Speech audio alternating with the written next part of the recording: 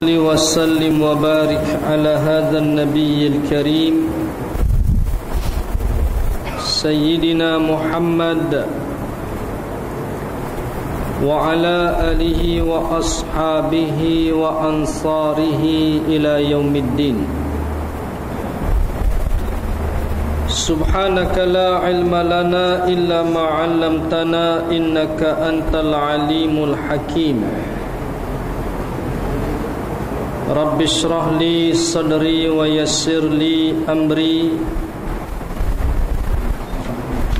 واحلل عقدة من لساني يفقه قولي. اللهم لا سهل إلا ما جعلته سهلا وأنت تجعل الحزن والصعب إذا شئت سهلا. اللهم انفعنا بما علمتنا وعلمنا ما ينفعنا وزدنا علما يا رب العالمين. Tuan-tuan, puan-puan muslimin dan muslimat yang dirahmati Allah Ta'ala sekalian, InsyaAllah pada malam ini sesuka nak menyambung pesanan-pesanan di dalam kita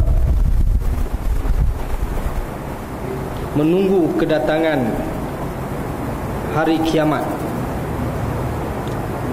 yang merupakan suatu urusan dan perkara yang pasti berlaku, dan apakah persediaan dan persiapan kita sebagai seorang muslim untuk menghadapi hari kiamat.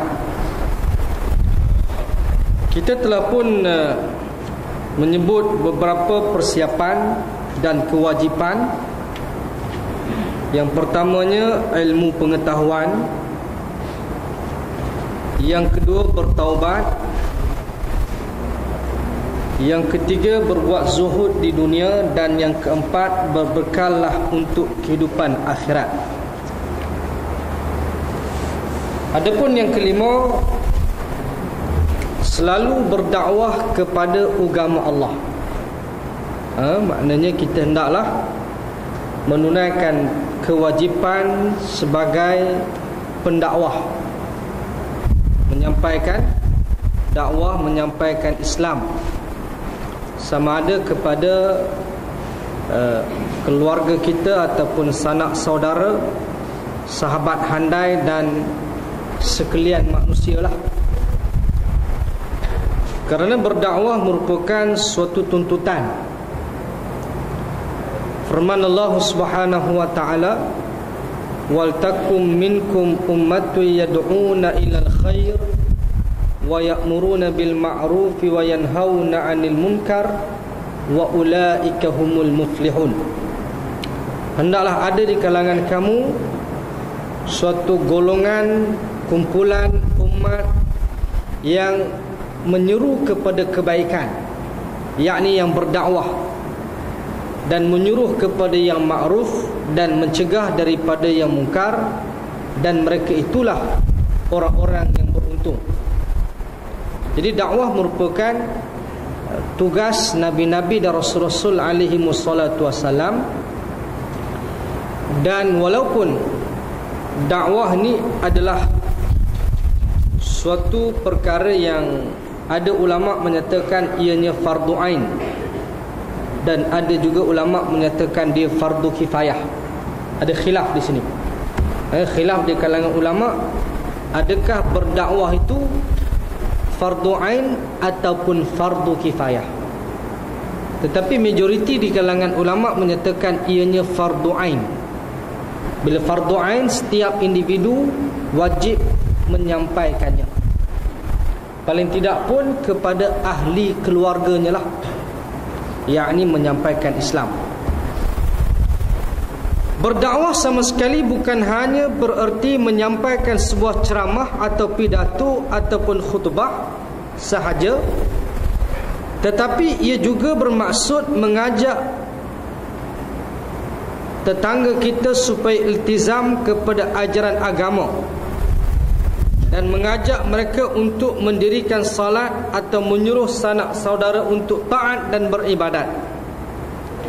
Maka apabila kita sudah melakukan hal-hal tersebut, berarti kita sudah melakukan dakwah kepada agama Allah, dan itulah perkataan yang terbaik.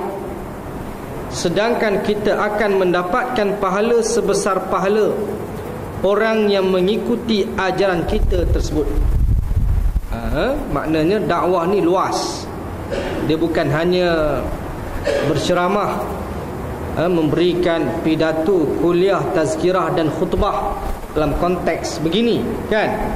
Tetapi ia juga berlaku dakwah secara fardiyah, secara individu, kan? Seorang-seorang, kan? Dan juga dakwah itu berlaku secara jamaiyah, ramai, maknanya berkumpulan. Dan urusan dakwah ni merupakan urusan yang mulia, yang mulia, yang Allah sebut dalam Al-Quran, wa man ahsanu qawlan mimman da'a ila Allahi wa amila salihah wa qala innani minal muslimin. Dan siapakah perkataan yang lebih baik daripada mereka yang menyuruh kepada Allah, yad'u, maknanya yang mengajak, mimman da'a ila Allah, yang mengajak kepada Allah dan melakukan amal saleh, dan ia menyatakan sesungguhnya aku tergolong di kalangan orang-orang yang menyerah diri Islam.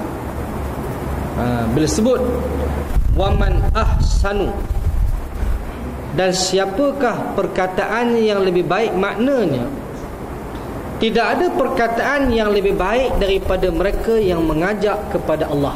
Itu maksudnya, kan?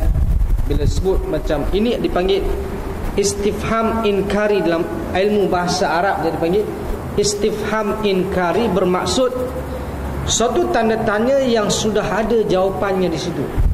Maknanya tidak ada yang lebih baik daripada perkataan yang mengajak kepada Allah. Itu maksudnya, mengajak kepada Allah, wa amila salihat, dan melakukan amal saleh. Inilah suatu perkataan yang sangat mulia.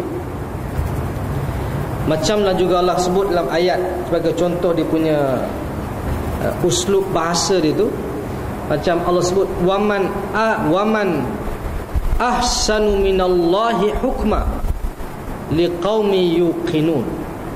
Dan siapakah hukum yang lebih baik daripada hukum Allah bagi orang-orang yang yakin? Allah bertanya di sini, waman ahsanu minallahi hukma, dan siapakah hukumnya yang paling baik daripada hukum Allah bagi orang-orang yang yakin? Maknanya tidak ada yang lebih baik daripada hukum Allah Subhanahu wa ta'ala. Makna hukum Allah lah hukum yang terbaik. Itu maksudnya. Jadi begitu juga dalam konteks menyampaikan agama Allah ni merupakan suatu sunnah para nabi. Nampak kan? Sunnah para nabi, ajaran nabi-nabi, perbuatan nabi-nabi, rasul-rasul alaihi wassalatu wassalam.